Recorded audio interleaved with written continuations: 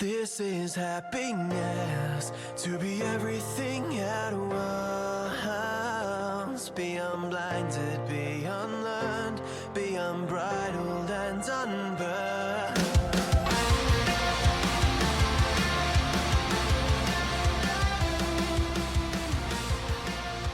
Hey guys, welcome back to a brand new episode of Mood Prep. My name is Dave Nixon, and today we are going to discuss this idea about what kind of positive intention is our pain serving us, right? And one of the beautiful ways to really consider this is that if we are currently either re-experiencing certain painful situations or certain painful situation, or maybe it's the same situation but just it looks different, or maybe there's just something about us, potentially a belief that we just can't quite shake.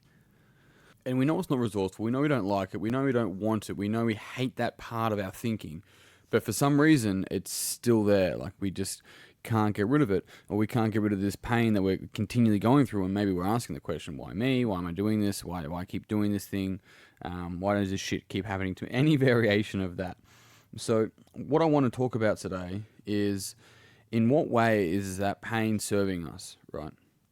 Because there are times in all of our lives where we go through enough pain where we're like, fuck it, that's enough. So we have a threshold, right? And we have thresholds or boundaries with so many things in our life, right? It's interesting, like, if you're in a relationship and you're both tidy people, but the boundary, or basically like the timeline that someone can stay maybe a little bit messier, is if it's shorter for one person than the other, then it doesn't matter if it's 10 seconds shorter or 10 days shorter, right? If the person's used to having the dishes done in, half an hour after dinner, but the other person's happy to do it 90 minutes, that doesn't matter to the person that's half an hour. They're like, you would leave it for days, I don't know, because it needs to be done for them, right? So this boundary, this timeline is quite interesting, even from a relationship standpoint, but for our own boundaries, when we're like, that's fucking enough, I've had enough of this. And usually a lot of us have to get to that space, get to that position where we're like, fuck it, I can't do this anymore. And then we move ourselves into action. The pain of not taking action becomes greater than the pain that we're experiencing by not taking action.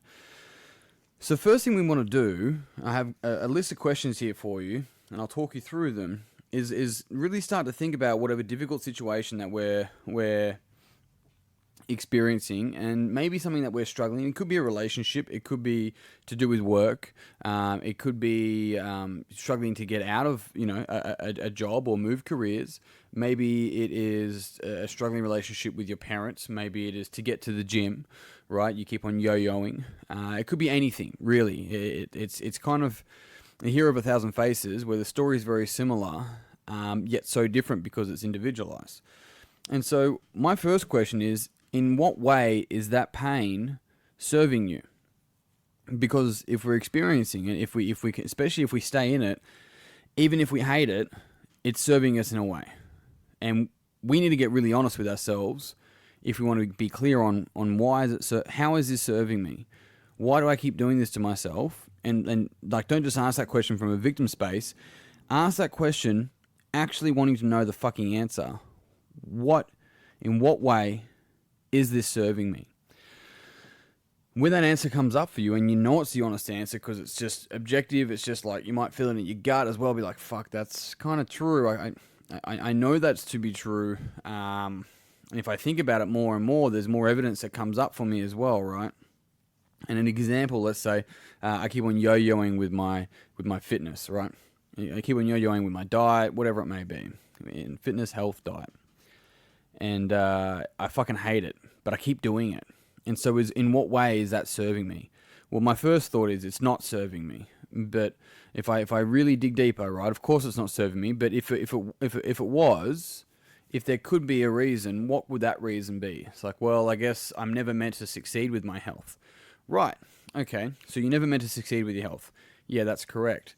And why is that the case, right? What is the positive intention, this is the second question, behind you never succeeding with your health?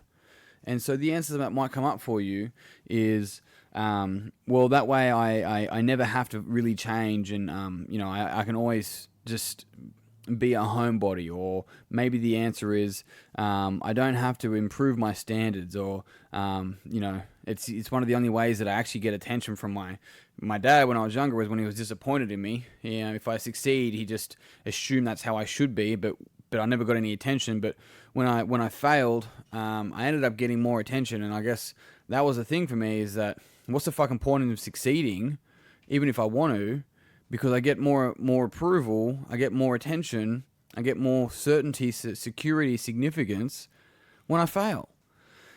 And so in that case, you look at the meaning structure in that. The meaning structure is basically like, well, if I fail, then I get what I need, right? Maybe not what I want, but I get what I need, and that's significance. And so looking further past that, where did you first learn that? It's like, well, I remember I used to get berated when I did badly at soccer, but just a small nod when I did good at soccer. Fucking berated all the time. You're like, right, how old were you? I was 8. I remember my youngest, I was about 8. I was playing under 9 soccer. Right, okay. So you're playing under 9 soccer, so you were 8, and you've taken that meaning structure from when you're 8, and you're applying it to, how old are you now? Today I'm 32. This is not me, I'm just explaining somebody that I'm making up as we go. And so you're looking at your life now as a 32-year-old and acting as an 8-year-old. Is that correct, right? You start to see this. And the person's like, well, I suppose so, if you put it like that. I'm like, well, is that rule applicable today? Are you still trying to seek approval from your father, right? Or are you still trying to get approval from somebody else?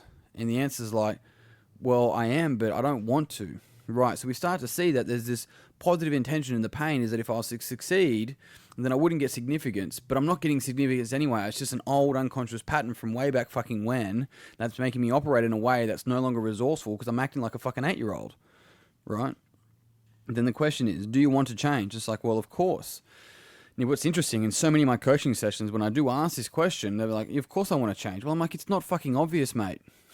They're like, well, what do you mean?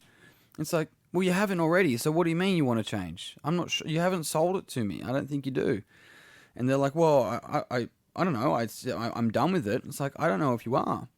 And one of the biggest things I'm doing here is really just testing, because if I don't think the person is, if they're not really ready, if they haven't shown any emotion, and it's just quite objective, and they're not really fully head, heart, and soul committed into it, and I'll always probe it. So do you really want to change? Yes, I do. Right. So tell me, what happens if you don't change? This is the next question. What happens if you do not change? Remember, these questions are all for you as well. I'll run through them again at the end. But what happens if you don't change? Well, if I don't change, then I'll never really feel like an adult, because I'm always trying to get something from someone else, and I'm fucking done with it. You're like, okay, right. So tell me, what action do you need to take to move from being where you are now and behaving and thinking the way you're behaving and thinking today to get to where you want to be? What is the action that you need to take? And whatever comes up for that individual, right? Because they have the answers. Now, my job as a coach anyway is to guide them through that, but they have you have the answers. I don't have fucking answers for you. I never will. I'll have insight, right? But then even my insight, I'm a human being. There's going to be biases in it, and I'm fully aware of that. I'm maybe not always fully aware of the biases, but I'm fully aware that there's going to be a bias. And so the beautiful thing about this is that then we get to learn I take on responsibility of what I'm responsible for, and then the person, you or the client or whoever, is taking on responsibility for what they're responsible for, right? So let's run back through those questions. The first question is, in what way is your pain serving you? And think about it. Really think about it. Ask the question wanting to know the answer. Then what is the positive intention behind that? There isn't one. Of course there isn't one, but if there could be, what would that be? Right? Now, when did you first learn that? This is crucial. When did you first learn that? Is the next question. The question after that is it applicable today? Is it applicable always? In what times is it not applicable? This is really starting to test that unconscious belief, or a frame, it's another term for it, to see where it's really useful or really beneficial for people, right? And then from there, it's, do you want to change? Yes. And then do you really are you ready to change, right? Because if you're not, then you won't. And that's just so many people out there trying to change other people because it's going to be better for them, but they're not fucking ready. I heard a joke in a terrible sitcom the other day on the plane, and it was like, how many psychiatrists does it take to change a light bulb? It's like, it doesn't matter how many, the light bulb will only change when it's ready. It's like, terrible joke, but it makes the point, right?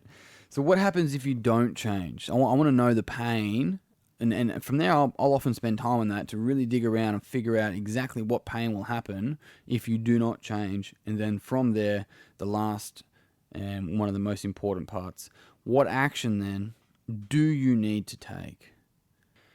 And from there, we can really using those questions, we can really gauge a good understanding about this pain, this discomfort, this trouble that we're going through, and why we're actually continually going through it. Hey, and we can change it ourselves.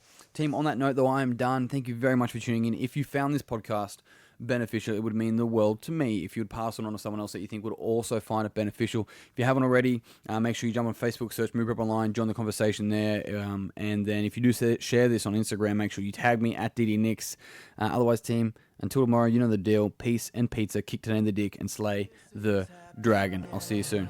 To be everything at once, be unblinded, be unlearned, be unbridled and unbound.